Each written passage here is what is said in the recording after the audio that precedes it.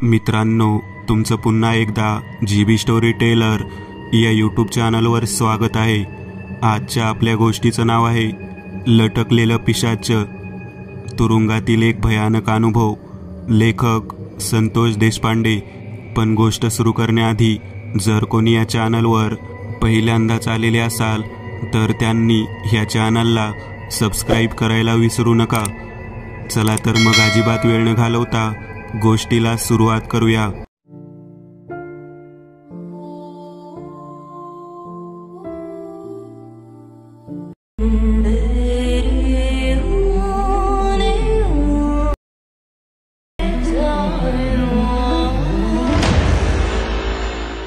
कलम 34 लावून मला सहआरोपी म्हणून जेलमध्ये टाकण्यात आले होते। माझ्यासोबत माझे 2 मित्र होते। आम्ही तिघेही जण मिळून एका अशा विचित्र कोठडीमध्ये बंद होतो जिथे कसलाच प्रकाश शक्यतो येतच नव्हता। थोडं बहुत दिसणारं जे काही दृश्य होतं ते म्हणजे समोरच्या कोठडीमधलं, जिथे बऱ्यापैकी प्रकाश येत होता आणि त्याच्याकडेच पाहत आम्हाला वेळ घालवावा लागत होता। 15 ते 20 मिनिटांनंतर एका व्यक्तीला गिरणीच्या पट्ट्याने बडवावं अशा पद्धतीने बडवत त्याच्या मानेला पकडून समोरच्या कोठडीमध्ये टाकलं गेलं। तो व्यक्ती दारुडा होता हे त्याच्या हालचालीवरून आम्ही ओळखलं। तो मोठमोठ्यांदा उभा राहून शिव्या देऊ लागलेला होता। त्याची ही अवस्था पाहिल्यानंतर आमच्या तिघांच्याही मनामध्ये विचार येऊ लागला की त्याच्याप्रमाणे आपल्याला सुद्धा बडवतात का काय। माझ्यासोबत माझा मित्र जितू मला म्हणाला, आता आपलं काही खरं नाही, बहुतेक PI साहेब आलेले आहेत आणि प्रत्येकाची हजेरी घेत आहेत। मी त्याच्याकडे पाहत म्हणालो, आपण काय केलं आहे? आपण नियमानुसार गुन्हा केला म्हणून आतमध्ये अडकलेलो आहोत, उलट आपल्याला त्यांनीच अडकवलेलं आहे। तेव्हा माझा मित्र पिंटू माझ्याकडे पाहत म्हणाला, हे बघ शिरीष, तुला वाटत असेल की आपली काही चूक नाही, परंतु अगोदर हात आपणच उचललेला आहे आणि नको त्या ठिकाणी प्रहार केल्यामुळे काच फुटून त्याला लागली आणि त्याने आपल्याला हाफ मर्डरच्या केसमध्ये अडकवलं। मला त्या गोष्टीचा खूप राग आलेला होता। भांडण पिंटूचं होतं, परंतु मला आणि माझ्या दुसऱ्या मित्राला विनाकारण त्यात अडकवलं गेलं होतं। मित्रासाठी आज जाणं आम्हाला काही नवीन नव्हतं, परंतु आमच्या तालुक्याच्या ठिकाणापासून दुसऱ्या ठिकाणी जेलमध्ये बंदिस्त राहण्याची ती पहिलीच वेळ होती। भीती या गोष्टीची वाटत होती की संध्याकाळ झाल्यानंतर त्या ठिकाणी कसलाच उजेड नव्हता। समोरच्या कोठडीमध्ये जेवढा उजेड दिसत होता तेवढ्यावरतीच आमचं कसेबसे गजाच्या जवळ बसून आम्ही बाहेर पाहत होतो। जितू माझ्याकडे पाहत म्हणाला, त्या समोरच्या व्यक्तीला एवढं का मारलं असेल तेच कळत नाही। मी त्याला म्हणालो, थांब विचारतो। तेवढ्यात तो व्यक्ती बोलू लागला, रोज मला या ठिकाणी घेऊन येतात आणि जेलमध्ये टाकतात, आज या मागच्या कोठडीमध्ये टाकला आहे। त्याच्या बोलण्यावरून आमच्या लक्षात आले हा रोजचा येणारा व्यक्ती आहे। त्याच्याकडे पाहत त्याला म्हणालो, काय नाव पाहुणं तुमचं?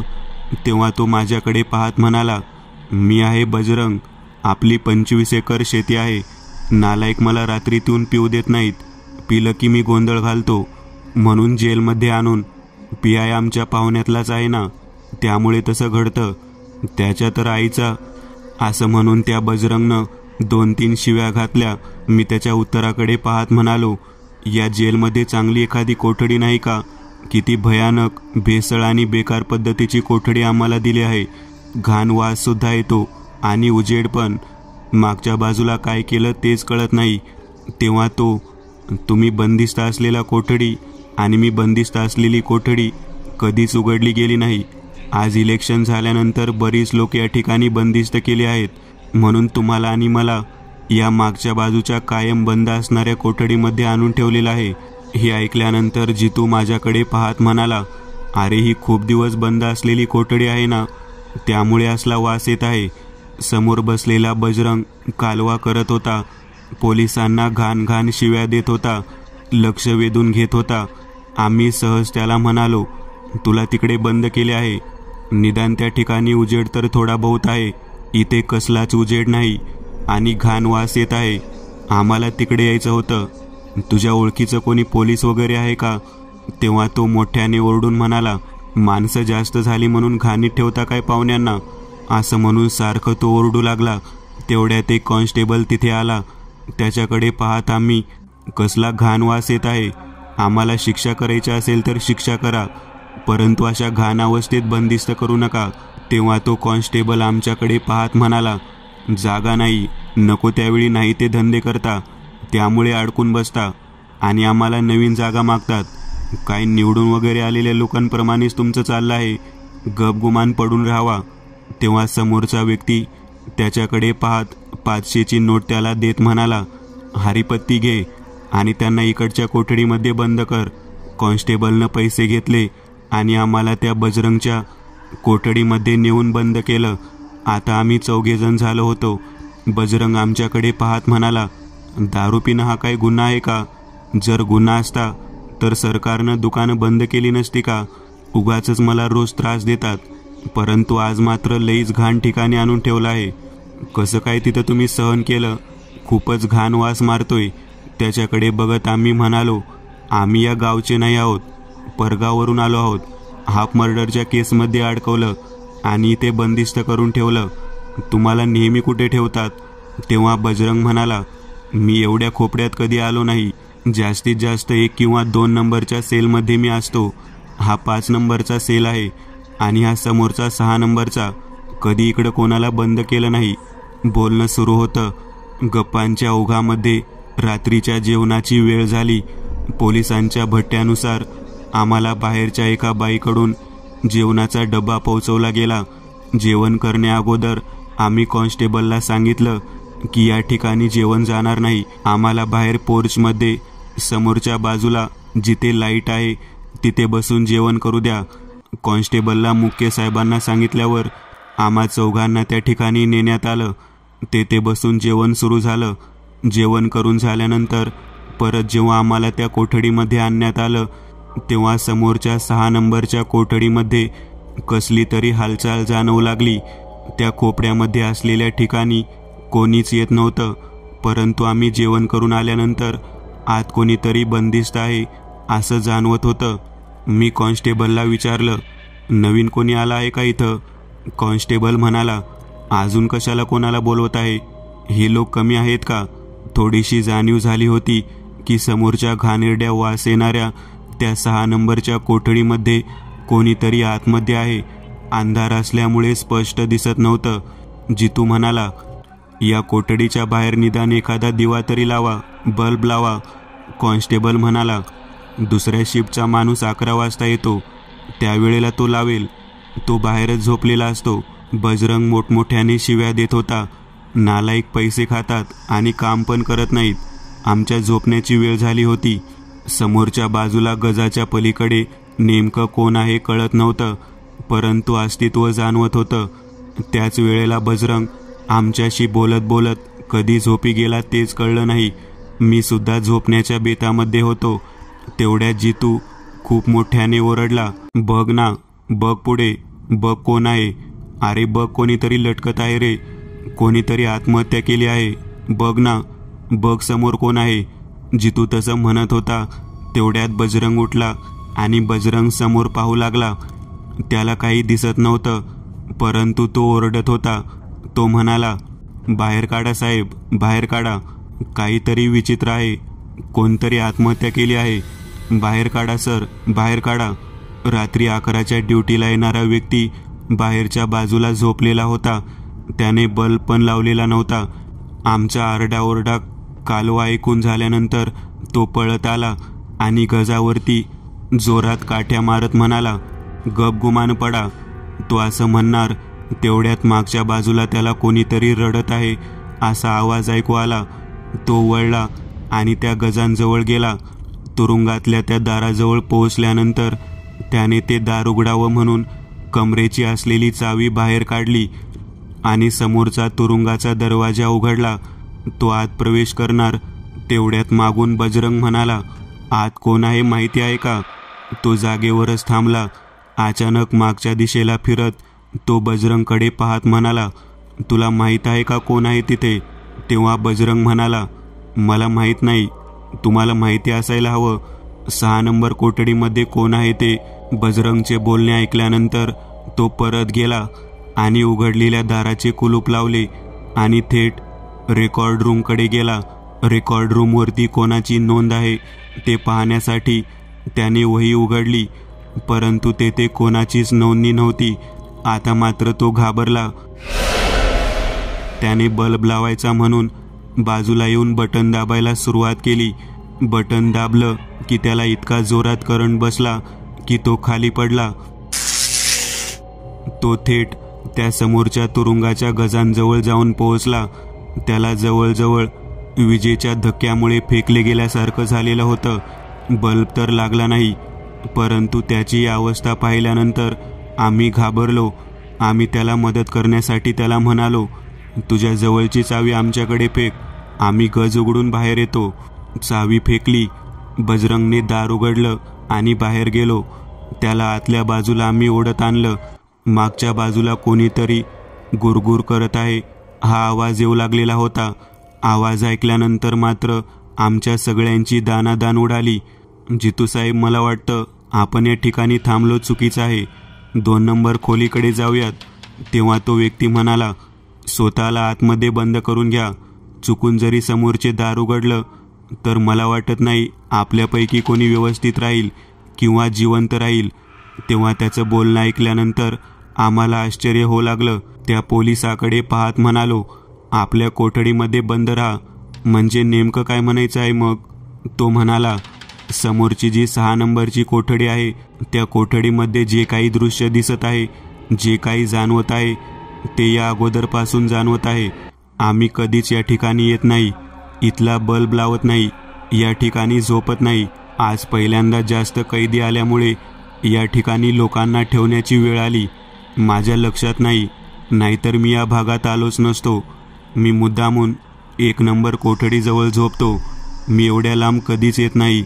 त्याचं सगळं बोलणं ऐकल्यानंतर बजरंग, मी, माझा मित्र जितू, तिघेजण आम्ही त्याला म्हणालो, अहो मग स्वतःला बंद करून घ्या, असं का म्हणत आहात? इथून आपण दार उघडून जाऊ ना. तेव्हा तो म्हणाला, तो जागा झाला आहे, तो आता कोणाला बाहेर जाऊ देणार नाही. तेव्हा मी विचारलं, तो म्हणजे कोण? तो समोरचा व्यक्ती जिवंत आहे ना? तेव्हा तो म्हणाला, नाही, ती कुठली जिवंत व्यक्तीची नाही, एका मृत व्यक्तीची कोठडी आहे. आता किती वाजले आहेत? तेव्हा घड्याळामध्ये किती वाजले ते पाहण्याची धडपड सुरू होते. त्यावेळेला बाहेरच्या बाजूचा सुरक्षा रक्षकाचा घंटेचा नाद ऐकू आला. तेव्हा 1 वाजलेला होता. 1चा टोल झाला. आता पुढचे 2 तास जीवावर बेतणारे आहेत. कुलूप लावून घ्या, कुलूप लावून घ्या. बजरंगने कुलूप लावला आणि चावी त्याच्याकडे दिली. आम्ही विचार करत होतो, पुढचे 2 तास जीवावरचे आहेत म्हणजे नेमकं काय? तेव्हा तो म्हणाला, बघा तुमच्या लक्षात येईल काय होतं ते. समोर जी कोठडी बाहेरच्या बाजूने कुलूप लावून बंद केली होती, त्या कोठडीच्या गजाला कोणीतरी धरून हलवत आहे असं ऐकू येऊ लागलं. पूर्ण अंधार असल्यामुळे, तसेच मधले अंतर 15 फुटाचे तर जवळजवळ 15 फुटाचं असल्यामुळे पलीकडचे स्पष्ट काही दिसत नव्हतं. परंतु एक गोष्ट मात्र जाणवत होती, ती पलीकडे कोणाचे तरी पाय हवेत तरंगत आहेत. अशा पद्धतीने अधूनमधून थोडासा प्रकाश या गोष्टीवरती पडलेला दिसत होता. बजरंग म्हणाला, तो बाप्या तर नाही ना? हे नाव काढल्यानंतर तो पोलीस म्हणाला, कशाला नाव घेतलं बाबा? त्याला बोलवतोस का काय तू? तुला माहीत आहे ना तिथं कोण गेलं होतं? मग गप बस ना, कशाला तू बडबड करतोयस? शांत राहिलं तर बरं होईल. बजरंग त्या पोलिसाकडे पाहत सॉरी सॉरी म्हणून शांत बसू लागला. तेवढ्या जो समोरचा गज होता त्याच्या बाजूची जी कडी होती त्यावरचे जे कुलूप होतं ते थरथरू लागलं. त्याची थरथर पाहून कॉन्स्टेबल आमच्याकडे पाहत म्हणाला, मला वाटत नाही की आपण 2 तास या ठिकाणी व्यवस्थित राहू शकू. मला वाटतं आपण सगळे या कोठडीतून बाहेर पडून थेट साहेबांच्या ऑफिसजवळ जावं. त्याच्या बाजूलाच मारुतीचे मंदिर आहे, तिथेच थांबावं लागेल. त्याचे हे बोलणे ऐकल्यानंतर आम्ही घाबरलो. त्याला म्हणालो, म्हणजे तुम्हाला काय म्हणायचे? तो म्हणाला, अरे वेड्यांनो, समोरचं कुलूप तो तोडत आहे. तो जर बाहेर आला तर मला वाटत नाही कोणी जिवंत राहील. आम्हाला लक्षात आलं की आता आपण खरंच सुरक्षित नाही आहोत. आम्ही आमच्या कोठडीचे कुलूप उघडण्यासाठी चावी घेतली आणि दार उघडलं की समोरच्या बाजूच्या कोठडीचे कुलूप खडखड खडखड वाजू लागलं. तो कॉन्स्टेबल म्हणाला, बजा पळ लवकर, बाकीचे सुद्धा सगळेजण पळा. आम्ही एका पाठोपाठ एक त्या ठिकाणाहून पळू लागलो. तेवढ्यात मागे असलेले जे दार होते ते उघडले गेले आणि त्याचं कुलूप खाली पडलं. कडी उघडलेला आवाज आला. आम्ही पळत पळत निघालो. बरोबर साहेबांच्या खोलीजवळ जाऊन पोहोचलो. पुढे जाण्याची ताकद नव्हती. तरीसुद्धा पुढे जाण्यासाठी म्हणून प्रयत्न केला तर समोर पोलीस स्टेशनचे जे शटर होतं ते ग्रिलचं होतं, ते बंद झालेलं होतं. तेव्हा कॉन्स्टेबल म्हणाला, साहेबांच्या खोलीत चला. PIच्या खोलीमध्ये आम्ही गेलो. मागच्या बाजूला एक खिडकी होती. त्या खिडकीतून मारुतीचं मंदिर दिसत होतं. कॉन्स्टेबल मला म्हणाला, याचं दार आतनं बंद करा, तो या ठिकाणी येत असेल. तेवढ्यात माझा मित्र जितू म्हणाला, हा व्यक्ती कोण, आम्हाला कशासाठी, तो काय करेल, तुम्ही उगाच आम्हाला पळवत आहात. तेव्हा तो कॉन्स्टेबल म्हणाला, सगळं काही सांगतो, अगोदर मारुतीचे मंदिर गाठा. या बजाला सुद्धा सगळं माहिती आहे. बजा काहीच बोलत नाही. तुला कळत नाही का नालायका? त्या खोलीच्या दिशेने जर तुला पोलीस टाकत असेल तर त्यांना सांगायचं की मला तिथे टाकू नका, किती भयानक कोठडी आहे ती. तेव्हा बजा म्हणाला, मला माहीत नव्हतं, मी दारूच्या नशेत होतो, मी त्या कोठडीमध्ये नव्हतो. कोठडीमध्येही 2 मुलं होती, त्यांना त्या ठिकाणी अगोदरच टाकलं होतं. तेव्हा कॉन्स्टेबलने डोक्याला हात लावला. आमच्याकडे पाहत म्हणाला, तुम्हाला काही होत तर नाही ना? आम्ही तिघेजण त्याच्याकडे पाहत म्हणालो, नाही, काहीच होत नाही. पण एक गोष्ट मात्र जाणवली, ती म्हणजे समोर कोणीतरी लटकत होतं. पण जितूने हे उत्तर दिल्यानंतर तो कॉन्स्टेबल जितूकडे पाहत म्हणाला, तू स्पष्ट पाहिलं का? तेव्हा जितू म्हणाला, हो, मी स्पष्ट पाहिलं. मला दोन्ही पाय दिसत होते, अगदी लटकताना. जितूने जेव्हा हे सांगितलं तेव्हा कॉन्स्टेबल आमच्याकडे पाहत म्हणाला, त्याला आपल्यातून बाहेर काढा, त्याला लगेचच या खोलीच्या बाहेर काढा. तुमचा मित्र जरी असला तरी त्याला इथे थांबवायला नको. त्याने जे पाहायला नको होतं ते पाहिलं आहे. मला वाटतं की हा काही कालावधीचा सहवासी आहे. काही क्षणात त्याचा मृत्यू होणार आहे. त्या कॉन्स्टेबलचं बोलणं ऐकल्यानंतर आम्ही म्हणालो, काय बोलता, तुम्हाला कळतं का? आपण सगळ्यांनी मिळून आपला जीव वाचावा म्हणून या खोलीपर्यंतचा प्रवास केला आहे. आता पुढे या खिडकीतून आपण पलीकडे जाऊ शकतो, जिथे मारुतीचं मंदिर आहे. आणि तुम्ही सांगत आहात की जितूला बाहेर काढा. तुम्हाला कळतं का नेमकं तुम्ही काय सांगत आहात ते? एखाद्या व्यक्तीच्या आयुष्याचं, जीवनाचं रक्षण करणे हे तुमचं काम आहे आणि तुम्ही सरळ सरळ त्याला मृत्यूच्या दाढेमध्ये बाहेर सोडायला सांगत आहात. बोलणं ऐकल्यानंतर माझा मित्र पिंटू त्याच्याकडे पाहत म्हणाला, तुला समजतं का? पोलीस कोणी केला तुला? तेव्हा तो कॉन्स्टेबल म्हणाला, ज्या व्यक्तीला ते दृश्य दिसतं त्या व्यक्तीला त्या कोठडीत ते लटकलेलं पिशाचं घेऊन जातं. आजपर्यंत 6 कैद्यांचा मृत्यू झालेला आहे, त्यामुळेच आम्ही त्या ठिकाणी अजिबात प्रवेश करत नाही. हे सगळं काही ऐकल्यानंतर मी म्हणालो, तुम्ही म्हणता ते खरं असेल, परंतु याचा मृत्यूचा योग आहे हे कशावरून बोलत आहात? तेव्हा कॉन्स्टेबल म्हणाला, काही वेळात ते या ठिकाणापर्यंत येईल. ते बाप्या म्हणायचं जे कोणी लटकलेलं पिशाच आहे ते सहजासहजी सोडत नाही. तेव्हा बजरंग म्हणाला, हे साहेब म्हणतात ते खरं आहे. मी कित्येक वर्ष झाले या पोलीस स्टेशनला महिन्यातून 15 ते 20 वेळा असतो. अजूनपर्यंत कधी त्या कोठडीकडे कोणाला बंद केलेलं मी पाहिलं नाही. जितू, तू घाबरू नकोस, तुला कोणी बाहेर काढणार नाही. आपण निदान मंदिरात तरी याला घेऊन जाऊ शकतो. बजरंगचं बोलणं ऐकल्यानंतर कॉन्स्टेबल म्हणाला, म्हणजे तुला वाटतं की याला मंदिरात नेल्यानंतर याचा जीव वाचेल? तेव्हा मी म्हणालो, प्रयत्न करायला काय हरकत आहे? आम्ही दरवाजा बंद केलेल्या ठिकाणापासून मागच्या दिशेने सरकत खिडकीजवळ पोहोचलो. खिडकीची काच फोडली आणि मागच्या दिशेने मंदिराकडे जाण्यासाठी निघालो. तेवढ्यात PI साहेबांच्या खोलीचं दार जोरात कोणीतरी धडक मारून तोडलं.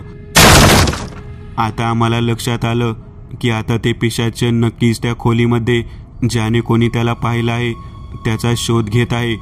मी जितूच्या हाताला घट्ट धरत म्हणालो, या खिडकीतून उडी मार आणि मंदिराच्या दिशेने जा. जितू त्या पद्धतीने खिडकीतून उडी मारत एका पाठोपाठ एक या पद्धतीने मंदिराच्या दिशेने जाण्यासाठी निघालो. खिडकीतून बाहेर पडल्यानंतर काही क्षणातच आमच्या पाठीमागे कोणीतरी यावं या पद्धतीने खिडकीला जोरात धडक मारून त्याची काच खाली पाडून पाठलाग करणारा भास निर्माण झाल्याप्रमाणे आलेलं वाटतं. बजरंग म्हणाला, देवा वाचव, आणि त्यांनी पायरीवरती पाय ठेवून आत प्रवेश केला. कॉन्स्टेबल मात्र मागेच राहिला. तो काही अंतर पुढे येण्या अगोदरच, त्या क्षेत्रामध्ये यायच्या अगोदरच त्याला त्या भयानक पिशाच्याने गोल गोल भिंगवत वरच्या दिशेने नेलं आणि जमिनीवर जोरात आपटलं. मागच्या बाजूला घडलेली घटना पाहिल्यानंतर आम्ही घाबरलो. जितू म्हणाला, मी आता अजिबात मंदिरातून बाहेर जाणार नाही. तेवढ्यात बजरंग म्हणाला, अरे तुला काहीच होणार नाही, तू काळजी करू नकोस. तू आता या हनुमंताच्या सानिध्यामध्ये आला आहेस. तोपर्यंत 2 ते 3 वेळा वरच्या दिशेने नेऊन खाली आपटलेला प्रसंग आम्ही पाहिला. कॉन्स्टेबल तोंडातून रक्त ओकत बेशुद्ध अवस्थेत तसाच पडला. ते समोर घडणारं दृश्य पाहिल्यानंतर पिंट्या, मी, जितू आणि बजरंग चौघेजण खूप घाबरलो होतो. बजरंग म्हणाला, काही अंतरामुळे कॉन्स्टेबल वाचला नाही, तो अडकला तर यामध्ये. मी विचार केला, खरं संकट तर जितूवरती येणार होतं, मग कॉन्स्टेबल कसं काय घेतलं. पिंट्या माझ्याकडे पाहत म्हणाला, अरे जो कोणी सापडला त्याला ते घेणारच. कॉन्स्टेबल जागेवरून थरथर करत उठताना दिसू लागला. त्याची हालचाल एखाद्या रोबोटप्रमाणे आहे असं वाटू लागलं. इतकं उंचच्या उंच नेऊन खाली आपटला तरी हा उठतो कसा काय याचं मला आश्चर्य वाटत होतं. पिंट्या माझ्याकडे पाहत म्हणाला, कदाचित त्या लटकलेल्या पिशाच्याला कळालं असेल, ते आपल्याला ज्याला मारायचं होतं तो हा व्यक्ती नाही म्हणून त्याला सोडला असावा. बजरंग म्हणाला, ते काय आंधळं वगैरे आहे का? अरे ज्याने कोणी त्याच्या बाबतीत वाईट केलं आहे त्यालाच ते त्रास देणार. तुम्ही तर पहिल्यांदा आलेला आहात. असं दृश्य दिसलं म्हणून कोणाच्या पाठीमागे पिशाचे लागत नाही, परंतु त्या व्यक्तीचे शरीर धारण करण्याचे धाडस मात्र करतं. पिशाचे म्हणजे काय? एक भयानक मनातील वासना, भावना, आतृप्त कामना, ती पूर्ण करण्याच्या दृष्टिकोनातून केलेला प्रवास जो एका भयानक शक्तीने केलेला असतो त्याला पिशाच्य म्हणतात. हा समोर दिसणारा कॉन्स्टेबल आपल्या सर्वांपेक्षा घाबरला आहे, कारण त्याला माहीत आहे की त्यांच्या पोलीस स्टेशनमधील तो बाप्या म्हणायचा व्यक्ती कशा रीतीने मेला, त्याला कशा पद्धतीने त्यांनी गुंतवला, त्याचा दोष नसताना सुद्धा त्याला कशा पद्धतीने टॉर्चर केलं. आम्ही बजरंगकडे पाहत म्हणालो, म्हणजे याचा अर्थ तुला त्या बाप्याची सगळी कहाणी माहीत आहे? तेव्हा तो आमच्याकडे पाहत म्हणाला, होय, मला माहीत आहे त्याचा मृत्यू कोणत्या कारणामुळे झाला, परंतु माझा त्या कोठडीच्या दिशेने बंदिस्त राहण्याचा कधीच योग आला नाही. बऱ्याच वर्षापूर्वीची गोष्ट आहे, तब्बल 7 वर्ष झाले असतील. तेव्हापासून या पोलीस स्टेशनबाबत चित्रविचित्र गोष्टी लोकांसमोर येऊ लागल्या. नाईट शिफ्टला या पोलीस स्टेशनच्या कोठडीच्या भागांमध्ये काही कैदी मोठ्याने ओरडून बाहेर पडण्यासाठी कालवा करत होते असे कानावरती आले होते. मला त्या वेळेला केवळ समोर टेबलावरती बसून दारू उतरेपर्यंत शिक्षा दिली जात होती, परंतु माझा कालवा आणि गोंधळ वाढल्यामुळे त्यांनी मला 1 किंवा 2 नंबरच्या जेलमध्ये टाकायला सुरुवात केली. साधारण 8 वर्षापूर्वी या ठिकाणी एका जमादार नावाच्या पोलीस अधिकाऱ्यांनी स्वतःच्या स्वार्थासाठी एका निष्पाप व्यक्तीचा जीव घेतला होता. लोक म्हणतात की पोलिसांच्या चुकीच्या वागणुकीमुळेच हे पोलीस स्टेशन या विचित्र घटनांमुळे प्रसिद्ध झाले आहे. आम्ही बजरंग काय म्हणतो ते ऐकत होतो, परंतु समोर जो प्रकार सुरू होता ते पाहून मनामध्ये घाबरून सुद्धा होतो.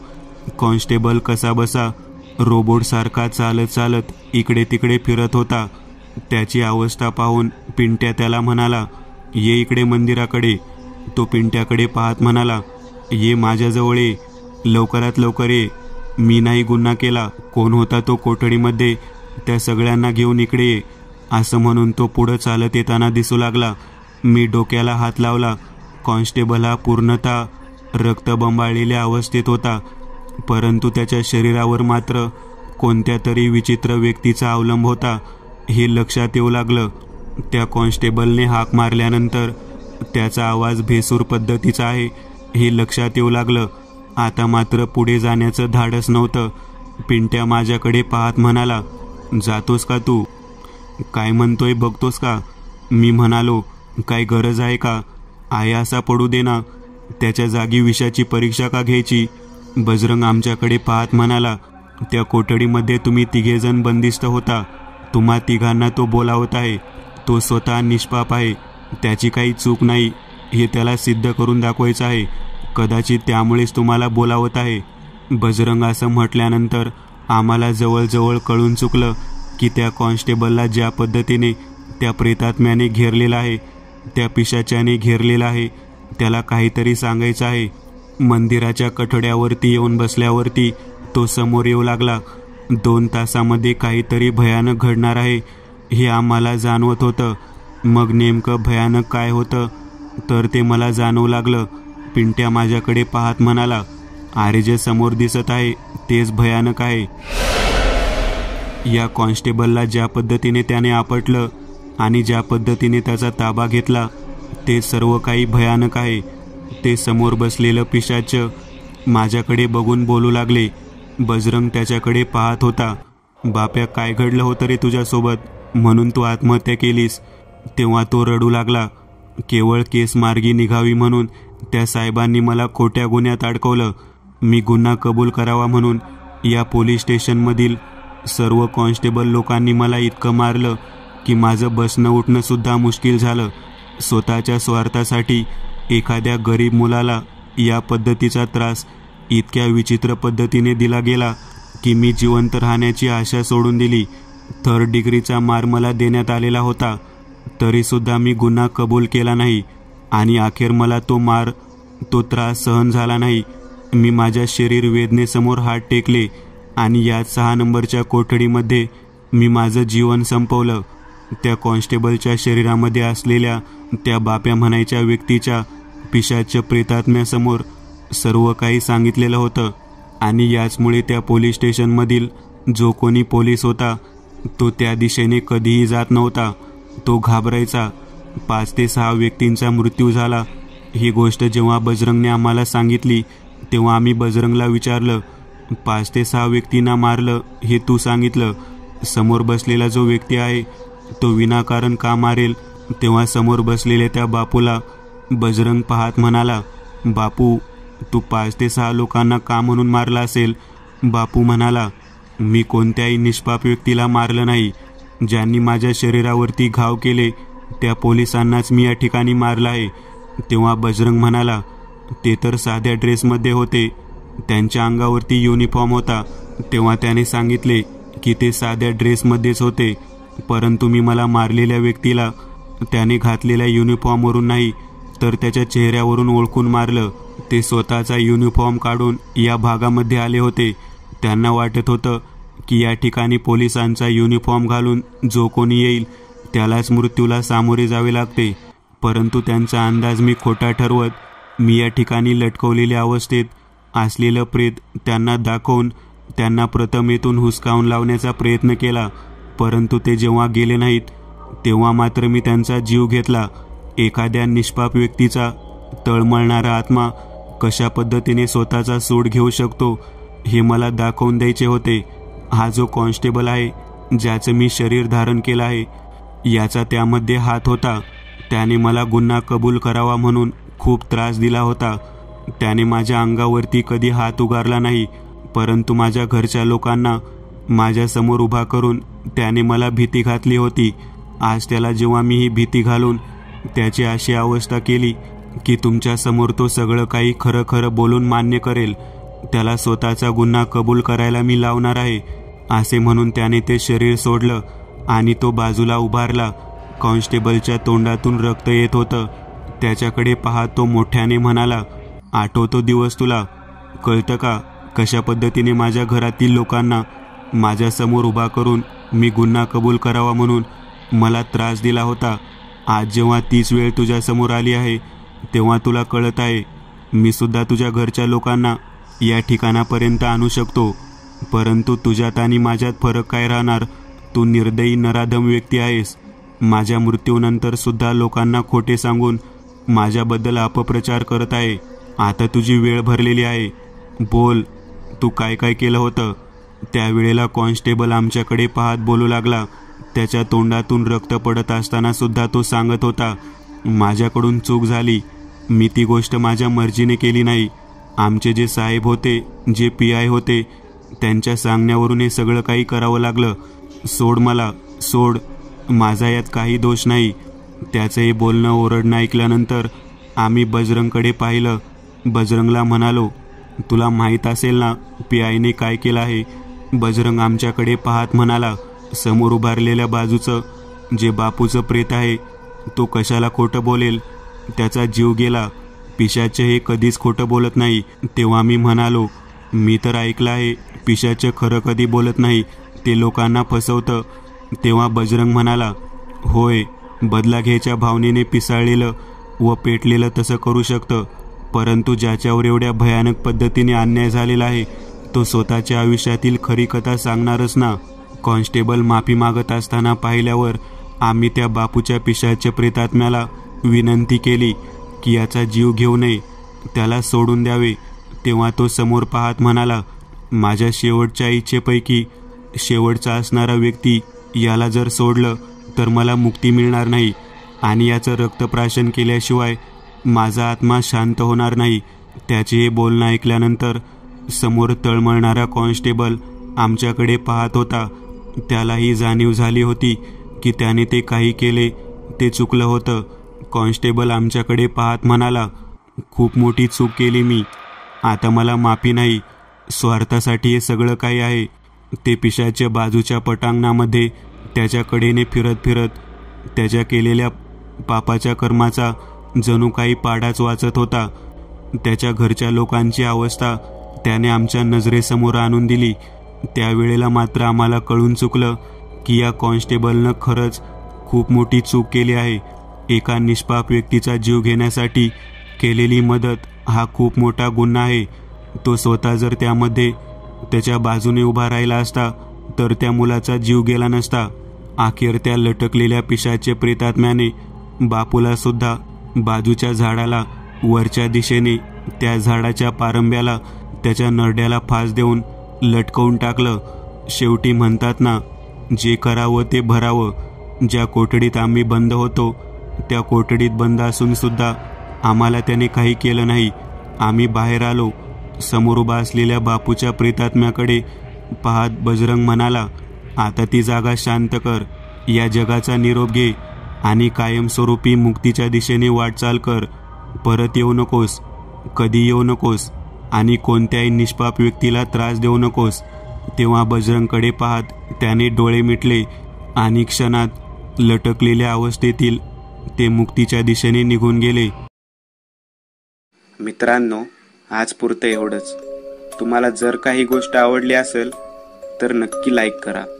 तुमच्यापैकी बरेचसे जण व्हिडिओ लाईक न करताच पळून जातात, पण हा जर व्हिडिओ तुम्ही लाईक केला तर मला जरा बरं वाटेल आणि असेच भारी भारी व्हिडिओ बनवायची माझ्यात एनर्जी येईल. त्यामुळे नक्की लाईक करा आणि अजूनही कोणी या चॅनलला सबस्क्राईब केलेलं नसाल तर लगेच सबस्क्राईब करून टाका आणि बाजूची घंटी ती मात्र दाबायला विसरू नका. देवाची घंटी आहे ती. चला तर मग पुन्हा भेटूया अशीच एक आगळी वेगळी गोष्ट घेऊन पुढच्या